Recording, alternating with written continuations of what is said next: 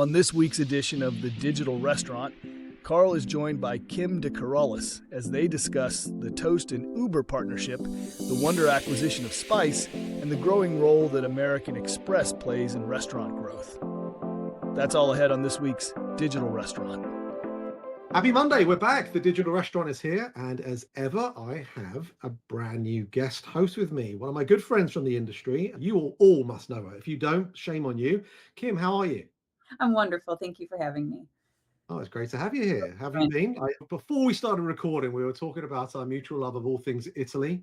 Yes. I know you did a recent trip there, and are you missing the homeland? Absolutely. I just want to eat pasta and walk around and all the cool, beautiful figures and all the things and drink some wine. It's cheaper than water. It's great. Yeah, exactly. Well, this week, of course, we're at RFDC and we'll be around the world of the Bellagio. And yes, it's kind of nice. But those of you that have been to the real Bellagio over, was it Lake Como? My goodness, that really puts Vegas to shame. So if you do get a chance, do come and join the Kim and Carl Italian Appreciation Club. We're of course here today to go through all the latest of what's been happening in the world of restaurants and technology. And Kim, I think we've got the first question for you, because maybe an unlikely source of new partnerships is that of American Express, who of course have been pretty active in the acquisition space in recent years. And my question to you is that based on what they've been doing and the results they've been getting, are they really now becoming one of the best partners to have out there? It's super interesting. So some of my background really comes from Seven Rooms, where they did an American Express partnership, right? So they were a great partner for Seven Rooms prior to their acquisition, and now utilizing some of those perks. I mean, I don't know if you have a American Express card that gives you the certain things at certain tiers, but I love it, right? It's super great to have, and it's super fun to use during those times. And I think that knowing the founders of Talk and knowing the groups that are there, I think it's an amazing partnership, if I'm being honest. They have the reach, they have their platforms like the American Express websites. And I think it takes just the marketplace to a whole new level. So we travel a ton, obviously, and being able to have another source, whether it's someone at a hotel or being able to go to the American Express website and say, I'm in Vegas this week or I'm in California this week, and utilize that platform to find restaurants and get those benefits. Partnering with American Express really does the loyalty angle to another level. So I think they're great partnerships, if I'm being honest. So Yeah, I agree. I think I am one of those folks that spends out money to utilize my American Express benefits, but just to see that they're now giving, I think it's the Platinum card members in particular, these credits to use on Resi, as much as like $400, I think it is for the Platinum folks, to be able to use at a restaurant, I think is great, right? I mean, it's clearly something that's allowing the restaurants to benefit without any kind of clear cost to them.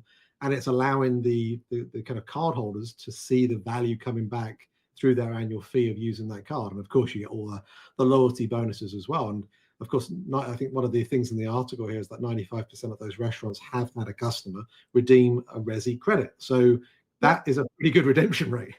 absolutely. And I think also something that consumers don't necessarily know is that when you book on marketplaces, even if you've been to the restaurant before, it's not customer acquisition fees. It's simply you're paying, the restaurant has to pay for you to book through there. So it's not that I'm already a lover of the restaurant, I can't wait to go back. They still have to pay for that reservation. And so I think it really opens up different channels for restaurants to perhaps move away from marketplaces where they do have to pay, and gives them an opportunity for repeat customers to come back, feel they're getting a special experience, feel that loyalty is there. And then in addition, obviously kind of avoid those fees as they're going through them. Yeah. I'm often wondering whether Amex get involved in helping the larger restaurant groups in a similar way to how, I don't know, the Coca-Colas and the Pepsis of this world would have helped me when I was running my retail network, right? Because Coke and Pepsi would have had all this data to help me understand about all the different customer touch points, not just for my own network, but also within the demographies that we're servicing.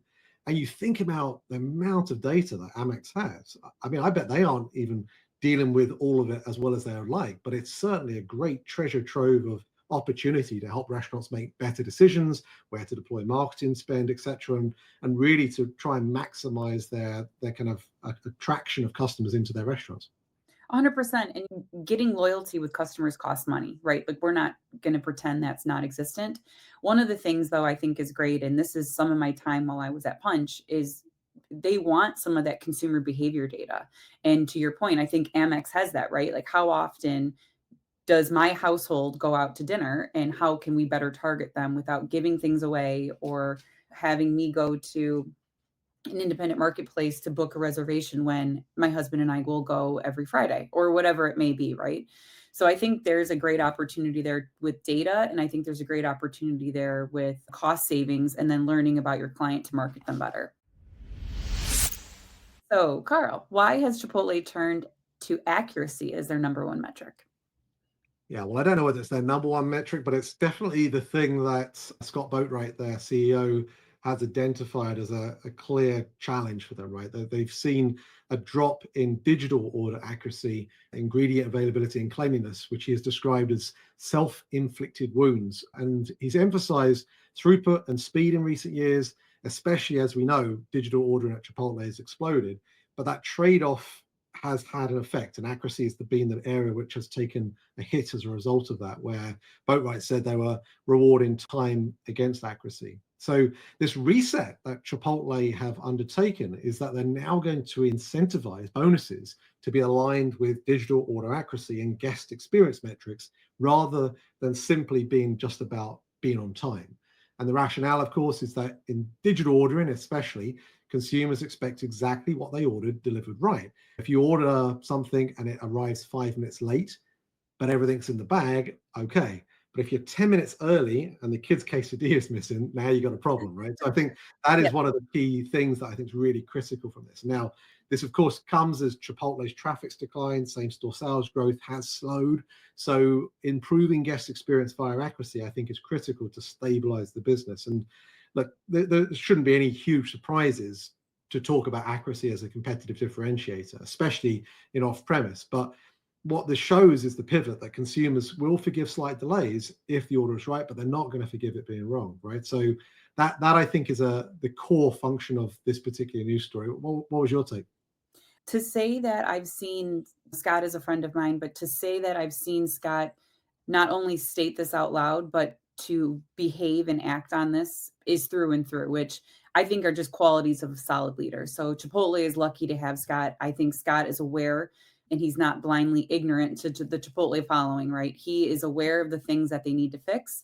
And he's also die hard on those. I mean, I've been on a few text messages with Scott and a couple other people where they say, Scott, this is the burrito I received from drive-through, and this is the receipt from online. And Scott answers right away and says, "What store are you at?"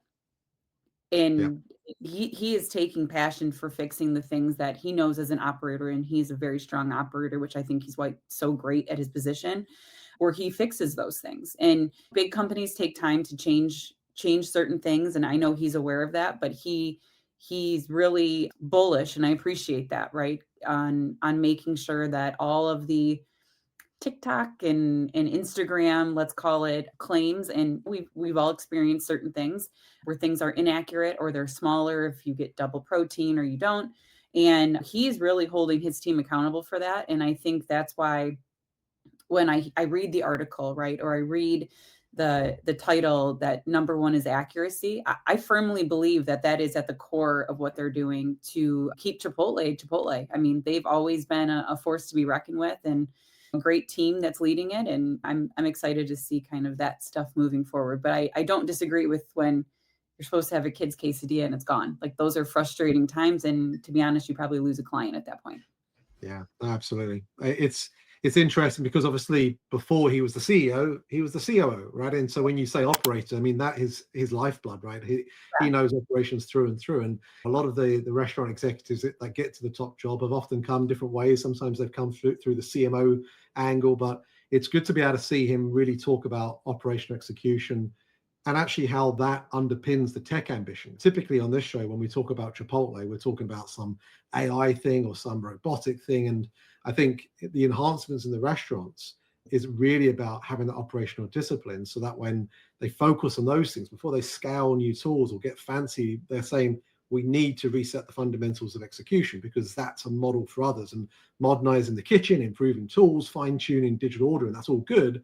But if the basics of accuracy and guest experience slip, the tech isn't going to rescue you. And I think that's really the kind of core of his message here. And the fact they're backing that up with incentives and to try and help their teams understand the relevancy of this and also help them be rewarded as a result, I think that shows the people-centric type of leader that Scott is. No, I don't disagree at all. And I think that they're using some of the tech tools like AI to really, I mean, no one is unaware that labor is hard. Make sure that getting teams, in stores to train is hard, right? But you can't be everywhere at one time. So if you have the ability to use AI or use tech to better put your people in good places, but they have that foundation, I think is something that they're doing a really good job of. All right, let's move on to question 3. So Yelp have been in the news, and they've got something called a Yelp Receptionist, which is the latest in this portfolio of AI capabilities. And I guess my question to you here is, should operators be excited by it, or is it just another fancy thing using the AI terminology around it? I think it's good for a couple of reasons. I think it's good for having someone to communicate with you at Yelp. If you try to get a hold of someone, you're not getting a hold of anyone. So having a receptionist is a point of communication, right? It's almost like a chat bot. When those kind of came out, you can get the answers you need or perhaps pivot to where you need to go to get the solutions you want.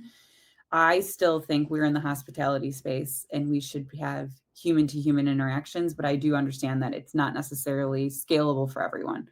So making sure that there's a balance there, I think, is where AI is going to be very pivotal, and the way people use it is going to be very pivotal moving forward to 2026 to 2027. We can't just have a chatbot say, "Welcome, we're so excited to have you there." It just loses a little bit of that candor, shooting a smile at you if you're coming through the drive-through. We talked prior to going live that I have a dog, so when I go through the drive-through, people will say, "Oh, can I give her a pup cup or him a cup?" Those are things that we didn't ask for, but enhance your experience, right? Which necessarily a chatbot can't see, or a consultant can't see, or whatever those details are in between. So I would say people should tread lightly. I think it's probably good for Yelp, but if we use those, let's call them ambassadors for brands, I would say that people really need to make sure they're tailored to the culture of the brand, right? Making sure they're using the right words and how people want things. If we're going to talk about in and out, they need to know what animal style is. And these are very low hanging fruit situations, but still, those are the opportunities that someone goes through as a brand lover going through them. And if you have to explain what that is, it's not going to work. Yeah, no, I agree. I think it always comes back to, I mean, look, you and I are in this space now in the world of AI and selling the kind of AI solutions, but it starts with the business problem, right? So is the need for this being driven because the restaurant group wants to save money? Is Right. it because they're trying to solve for operational complexity that calls aren't being answered, right? Yep. Because an answered call by an AI bot versus a human versus no call, right? It's better for it to be answered. So there's that angle to it. But then there's this other side of, well, how can AI help actually the human answerer of the call provide a better experience as well? Yep. Even with the drive-through example, imagine that there's a note in your own profile that when it turns up and it's read your license plate on your car, to be able to say, "Oh, how's the dog today? And would you like this same order from last time?" That those types of capabilities to harness the knowledge that is out there, that's impossible for one individual human to do themselves, to be able to help that person create a better, more hospitable experience. That's something really exciting. So when I see this and I see, what is it, $99 to $149 a month as an additional kind of SaaS type of fee, is this going to be something that is being done to really improve the guest experience, or to be able to address profitability challenges for the restaurant? And I think the answer to that really determines whether this is the right product for you or not. I agree with you completely. I'm very aligned on that. Yes, that's exactly correct. And it's just going to be hard to implement, I think, if they don't have a team behind it being meaningful with the deployment of it, right? You need to make sure it looks and sounds and like your brand. And if you can link it to loyalty at all, or like you said, frequency of visits and in orders, I think it's only going to get smarter and smarter. And those are going to be the opportune times to utilize that. Wonder buys space from Sweetgreen, a successful sale or a poor purchase? Yeah. I was one of the first visitors to a Sweetgreen location with the Spyce technology. I think it was just outside of Chicago after, and I think it was the National Restaurant Show. I went out there and saw the technology in action, met one of the co-founders of Spyce who was there deploying it, and it was just fantastic to watch. Have you been to one of these Sweetgreens yet where you've seen the kind of robotic bowls being kind of made through the line? So I've been to Sweetgreen, but I have not seen them with Spice. No. It's a really interesting experience. It's almost that experiential aspect of it. But of course, we know Sweetgreen have been having their challenges. And the fact that they have now sold this automation technology to Wonder, which of course is Mark Laurie's rapidly expanding food tech company. And I think it was sold for something like $186 million. The question is, right, is this something that Sweetgreen have said, well, did we make a mess up here by deciding to acquire this particular technology in this company?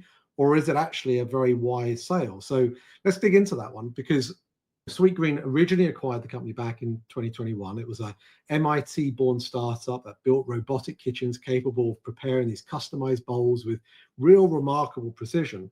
And that's really been integrated into Sweetgreen, into what they call the Infinite Kitchen, which is this fully automated make line designed to improve speed, accuracy, and consistency.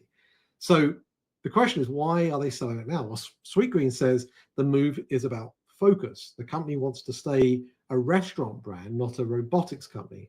And that's a subtle, but I think important distinction here, that they still use the Infinite Kitchen inside their restaurants, and they're going to continue to use it under a license agreement, but they're offloading the R&D, the maintenance, the hardware side of the business to Wonder, who of course are going to look to scale it across their multiple concepts, where they, for all intents and purposes, are a fully integrated kitchen, which is a ghost kitchen of sorts, but with multiple concepts.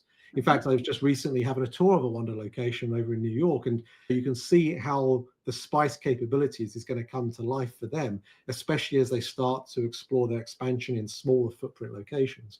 So I think this ultimately is a good sale for Sweetgreen. I also think it's a good purchase for Wonder. So in many ways, it's a win-win on both sides. And I think if Wonder can drive precision into their operation through this, where the automation doesn't necessarily have to be as flashy as it is in a Sweetgreen, where it's customer facing, but it's orchestrated, where it's tying in together with their tech stack, you can actually then see the various different levels of efficiency starting to play into the overall Wonder business model, which of course is going to be absolutely critical for them as they start to think about this 2027 IPO play, when profitability is going to become just as increasingly as important as their crazy growth agenda, where they're just opening up locations every single week, if not every few days right now. So it's a really interesting take. What was your view on this one? Have you been excited about it? I do think it's a good focus shift, right? We talked about Chipotle focusing on the foundations. I think by this change, that Sweetgreen is really getting back to the foundations of what they're good at, right? Which is creating a great guest experience. They can still keep the tech foundations that they have there, but they don't have to be distracted by the operational efficiencies or the tech follow-up, the equipment follow-up, or anything in between, and outsource that. I think it's a good move. I fully support this in that way, because I think there's some tech that is coming into the restaurant market for kitchens, especially, where it's new. They have to be managed. They have to do these types of situations. And so if they have someone that's like owns this and that's their focus, and Sweetgreen owns the guest experience, I think that's overall the best part of it. Yeah, I agree. I mean, zooming out, I think the story says something bigger about where restaurant technology is heading, right? Because the last few years, the conversation has been, do you build your own tech or do you buy it? And I think the deal shows there's actually a third path, right? Maybe it's Yes. partner smartly. Own what differentiates you, outsource or license what doesn't. And what Sweetgreen's differentiation is all about brand and the customer experience, where Wonder is all about operational innovation. So I think both sides are winning on this one by focusing on their strengths. I don't disagree with you at all. I think it's a very good focus, and I think it takes a lot of just self-awareness, right, from the leadership team at Sweetgreen to know that, like, hey, this is not what we're trying to focus on. What is our foundational goals? And this is it. So yeah.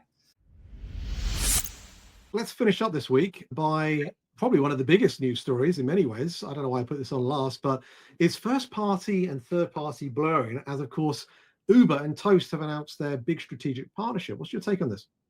I would say DoorDash is to blame for this, where they've really come to market as a point of sale. They've come with loyalty, online ordering, everything in between. I think it was a genius move by Toast. They need to partner and they needed a third party. At the end of the day, they're going to lessen, right? The third party delivery groups, the point of sale companies. I think we went through waves, and I'm using this as just my historical career, right? Where loyalty has consolidated, point of sales have consolidated. I hate even leveraging this because I think it's over talked about, but COVID came in the mix and everyone had to shift and get better at everything they weren't doing before. And so DoorDash was a pivotal moment of that, right? And then Toast has only grown in enterprise. Toast has only grown in their loyalty, all the things, right? So by partnering with someone like Uber that's been doing it for quite some time, I think they're giving DoorDash a run for their money, which is phenomenal. I applaud them for that. I think it's great. You can't have just like two powerhouses in the third party delivery space. Some have pros, some have cons. It is what it is. But by partnering with them, and they've been a longtime partner, and I think that's where brands are going to focus is they've been a longtime partner of Toast. So it's not in my opinion, a random marriage, right? It's not a complete differentiator when it comes to like who they would have partnered with. And so using Uber Direct and Toast Delivery, I think this is going to be an awesome partnership. And I look forward to see, let's say 6 months from now on what's going to be happening with those groups. Yeah, it's really a story of partnerships right now, right? But they obviously had the open table partnership as well. And it feels like it's all a case of land grabbing these other big players. Like you say, DoorDash have done their thing with the 7 Rooms acquisition. It's going to be interesting to see whether that resonates with the DoorDash customers in the same way as the open table one does for Uber. But I think everyone's having to respond to the giant in this particular market right now. I mean, DoorDash has done a remarkable job at being able to get the level of market share that it has. But the fact that now Toast, which of course is the dominant force, especially for the SME audiences out there, to be able to say that, yeah, Uber's our kind of third party of choice, I think is a really interesting move by them. And also they just partnered with Coca-Cola, correct? That's right. Yeah. I think it's a great partnership. I'm excited to see what they're doing. I think there are some opinions that Toast is SMB, and I love the fact that they're proving people wrong with that. They're getting some solid partnerships. They're getting some very big logos, and I think it's exciting. And I think it's a great move. And perhaps it's where I live. I live in Michigan, but Uber is not primarily a delivery service for us. So we're primarily a DoorDash or like Instacart. Like no one is really pushing Uber in our area, or we get redirected to Toast. So I don't know if it's a regional situation, but I'm excited for them. I know Uber is very big everywhere we travel, right? So I've had a few meals delivered from Uber when we were on the road, but I think it's a super awesome integration. I don't believe that for a second. You're always being out wined and dined when you're on the road. I mean, I can't believe you're having Uber delivered to your room. Not a chance. I do. No, it's a true story. Well, Kim, let's finish up by talking a bit about you. Where are you these days? What are you up to? Like you've already name dropped some of the biggest brands in restaurant tech through your career up to this point. What's taking your time up these days? And if people want to get in touch, how can they? Yeah, no, absolutely. So I'm working at a company called Omniscient. They are working on computer vision. So selfless checkout, manufacturing, making sure that what you want on the photo or camera is moving forward, whether it's checkout or the production line. Super exciting. So they're going into retail, and retail is a little bit broad for me. I've primarily been in restaurants, but expanding to C-stores, the Aramarks of the world, stadiums, college campuses, etc. So it's been a fun shift. Restaurants are still obviously near and dear to my heart, but fun shift for the time being, which is great. So it's been fun. I'm sure you're going to find it fine to kind of traverse into that new world as someone that came from the other side, right, from the retail side into this. It's amazing how ultimately multi-unit businesses still remain people businesses. I know we talk technology, but they're all providing a service in their own different ways. And I'm sure you'll be able to make that transition appropriately. But how do people get in touch with you if they want to find out more about the company and yourself? Yeah, no, absolutely. Please reach out. I'd love to have a conversation with anyone about kind of the fit for Omniscient. They are more than welcome to shoot me an email, connect with on LinkedIn. I believe my phone number is even on LinkedIn. I'm not 100% sure, but shoot me an email, connect with me on LinkedIn. I love to chat. I attend Some shows, spring and fall, I always call them different conference seasons, but would love to connect and have a coffee or whatever would work. But yeah, I would love to do that. It'd be great. Awesome. Well, look, thank you so much for your time today. It's always a pleasure to spend time with you. We often do bump into each other, whether it be spring or fall at these events. I'll looking forward to seeing you a little later at RFDC. Enjoy the rest of this year. I can't believe it. We're almost done. But Almost done. Yes, I know. And I still have to tell you that I still giggle about our giggle session that we had last year at some point where I've never laughed harder at a trade show. So that was you. I would love to tell our listener base about this, but this is a PG-13 type of show, and Yes. so we're just going to have to speculate on that, or come and ask Kim and I next time you see us in person. But Kim, lovely to see you, and thanks again for your time today. No, thank you so much, Carl. I appreciate you having me. The Digital Restaurant Podcast is available for you to follow and subscribe wherever you listen to your podcasts. Watch us, rate us, and subscribe to The Digital Restaurant on YouTube, and follow along on all our social media digital restaurant channels. Thanks for listening.